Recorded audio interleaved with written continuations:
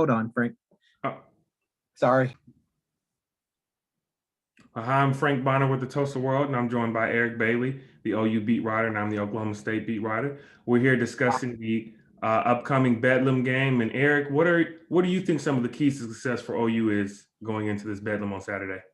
Well, first of all, this seems like it's been just a long time coming for these two teams to meet. Of course, they were postponed earlier this season, so I'm excited about seeing this basketball game being played. For Oklahoma's sake, it really comes down to playing better than they have the last two games. They had a lot of momentum going into road games at Iowa State and Kansas State, really had to fight hard to win up at Ames, and then struggled and lost at Kansas State. So I think heading into OSU, what's going to have to happen for the Sooners to have success is they're going to have to find their mojo back. What they had during that stretch leading into those last two games when they were beating top 10 opponents, they're going to have to play with that type of intensity, especially against an Oklahoma State team that's really going to be a tough challenge.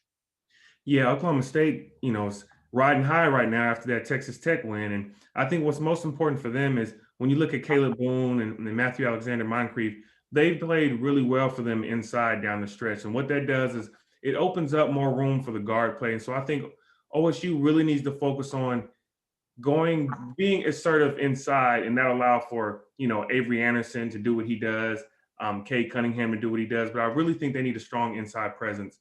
And if you're OU, what's your biggest concern, coming in facing OSU?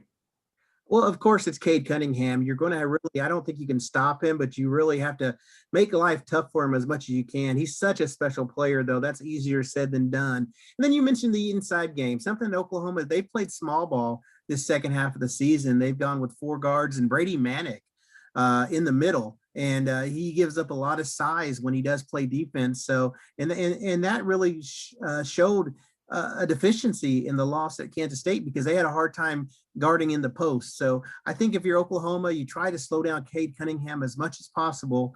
And then also what you do is you hope that Manick can have a good game inside, because I know Oklahoma State's going to challenge Oklahoma's big players in the post. And then if you're OSU, obviously you've got to know where Austin Reeves is at all times on the court. But you also can't forget about Brady Manick. I mean, he scored 7 3-pointers the last time they played in Norman, and so you don't want to forget that even when he's struggling, he can still get hot. And so I think those two players are the biggest concern for OSU. And then obviously turnovers. They can't get into a game where they force too many turnovers, have those second half droughts that they usually have.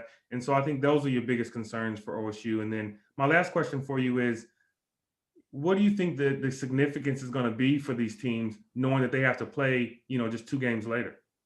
It's really going to be interesting, and it's something where they're going to play 2 games in 3 days, and you just rarely, if ever, see that. But that's what COVID has brought us. So I think it's going to be a quick turnaround for both of these teams, and these are important games for both these teams too in terms of NCAA tournament seedings. I mean, it's going to be interesting to see how this impacts seeding is going to be in the postseason. And we asked Lon Kruger that, and Lon Kruger just said they're just excited to play against a really good Oklahoma State team. So it's going to be, the adjustments on Sunday are really going to be interesting to see what the game's going to look like Saturday compared to what the game's going to look like on Monday. Yeah, either way, I think it'd be 2 exciting games. I can't wait to cover it with you. No doubt.